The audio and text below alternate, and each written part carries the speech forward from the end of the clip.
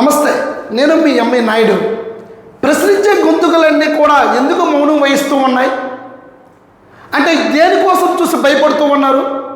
తప్పులు చేశామనా, లేకపోతే రాష్ట్రంలో మాకు ఎలక్షన్స్ అయిపోయాయి, మాకు ఏ పార్టీతో కూడా ఇంకా మేము పొత్తు పెట్టుకోము కాబట్టి ప్రజల గాలికి వదిలేసి ప్రశ్నించవలసిన అవసరం లేదు అనుకుంటున్నారా? అలా అయితే మాత్రము ఇది చాలా తప్పే. ఎందుకనంటే మేము ఎలక్షన్ వస్తే క్వార్టర్కో, బీరు బాటిల్కో, ఒక బిర్యానీ ప్యాకెట్కో ఆంధ్రప్రదేశ్ ప్రజలు మిమ్మల్ని నమ్ముకున్నారనంటే మీరు పప్పులో కాలేసినట్టే.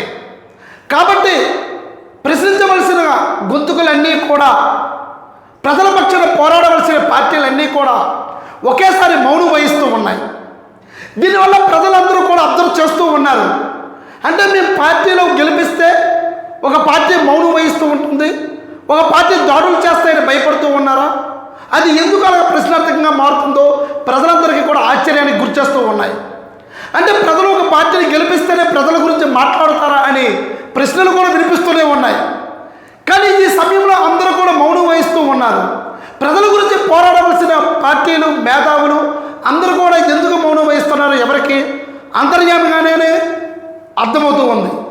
కానీ పార్టీ గెలిస్తేనే ప్రజలు ఉంటారు, ప్రజల కోసం పోరాడవలసిన అవసరం లేదు అనుకుంటే మాత్రము చాలా తప్పే. ఇలాంటి మేధావి వర్గాల పార్టీలు ఎందుకు పెట్టాలి? ప్రజల కోసం పోరాడవలసిన అవసరం ఉండేటప్పుడు అన్ని ఎందుకు మౌనం వహిస్తూ ఉన్నాయి? ప్రజలు పార్టీ కోసము కార్యకర్తలా పనిచేస్తూ ఉంటారు. వాళ్ళకి ఆస్తులు వస్తాయనో, కోట్ల రూపాయలు సంపాదిస్తామనే ఆ కార్యకర్త ఆలోచించడు. అది కేవలం పార్టీ మీద, ఆ పార్టీ యొక్క యాజమాన్యం మీద, ఆ పార్టీ అధినేత మీద కొన్ని అభిప్రాయాలతో ఆధారపడుతూ ఉంటాడు. అది ఒక ప్యాషన్ అయిపోయింది కార్యకర్తకి. అలాంటి కార్యకర్తని పార్టీలన్నీ కూడా ఒక సారా ప్యాకెట్ కోసం, బిర్యానీ కోసం, బీరు బాటిల్ కోసం క్యాచ్ చేసుకొని 5 సంవత్సరాలు మాకే ముందులే, మేమెందుకు మళ్ళీ రాజకీయాల్లోనికి 5 సంవత్సరాల తర్వాతే కదా మేము మాట్లాడుతాం, అప్పుడే కదా కోట్ల రూపాయలన్నీ కూడా మేము సంపాదించుకున్న తర్వాత దానికే ముందు ఎలక్షన్ వచ్చేటప్పుడు మేము ఈ కోట్ల రూపాయలు వెచ్చించవచ్చు, అప్పుడు మళ్ళీ మేము అధికారంలో రావచ్చని ఆలోచిస్తే మాత్రము ఈ పార్టీలన్నీ కూడా కనుమరుగైపోతాయి. అది కూడా ప్రత్యేకంగా ఆంధ్రప్రదేశ్లో మాత్రం ఇలాంటివి సాగుతాయి, కొనసాగుతాయి అనేది మాత్రం చాలా తప్పే. ఇవన్నీ మేధావి వర్గాలకి, పార్టీ అధినేతలకు తెలియదు అనుకుంటున్నారా? అయినా సరే ఈ మౌనం మాత్రం చాలా సహించేది లేదు అని చాలామంది కూడా విమర్శిస్తూనే ఉన్నారు. ఖచ్చితంగా మాట్లాడాలి, ప్రశ్నించాలి. రాష్ట్రంలో కష్టకాలంలో ఉన్నప్పుడు ప్రజలందరూ కూడా ఆదుకోవలసింది కూడా ప్రతిపక్షాలే. ఈ మేధావి వర్గాలు ఎందుకు మాట్లాడడం లేదు, దేనికోసం భయపడుతూ ఉన్నారు, ఎందుకు భయపడుతూ ఉన్నారో అర్థం కాని పరిస్థితిలో ఉన్నారు. కానీ పార్టీలు గెలిస్తేనే, మీరు అధికారంలో వస్తేనే మేము పార్టీ ఒక 5.5 కోట్ల మందికి జనాభాకి మేము ఒక పార్టీని మాత్రమే నడపగలము అనుకుంటే అప్పుడు కార్యకర్తలని వాళ్ళందరినీ ఎందుకు మభ్యపెడుతూ ఉన్నారు? ఇది చాలా తప్పు చేసినట్టుగా అవుతూ ఉంది. ప్రజలందరూ కూడా అబ్జర్వ్ చేస్తూనే ఉన్నారు. ఇది ప్రత్యేకంగా అయితే మాత్రం ఆంధ్రప్రదేశ్లో ఒకేసారి పార్టీలన్నీ షట్ డౌన్ అయిపోయినట్టుగా, మౌనం వహిస్తూ ఉన్నట్టుగా, ఏదో గందరగోళం అయిపోయినట్టుగా ఒకేసారి అన్నీ కూడా ఆగిపోయాయి. మాటలన్నీ కూడా, ప్రశ్నించవలసిన గొంతుకులు కూడా ఎక్కడా వినిపించడం లేదని ప్రజలందరూ కూడా విమర్శిస్తూ ఉన్నారు పార్టీ యొక్క నాయకులకు, అధ్యక్షులకు.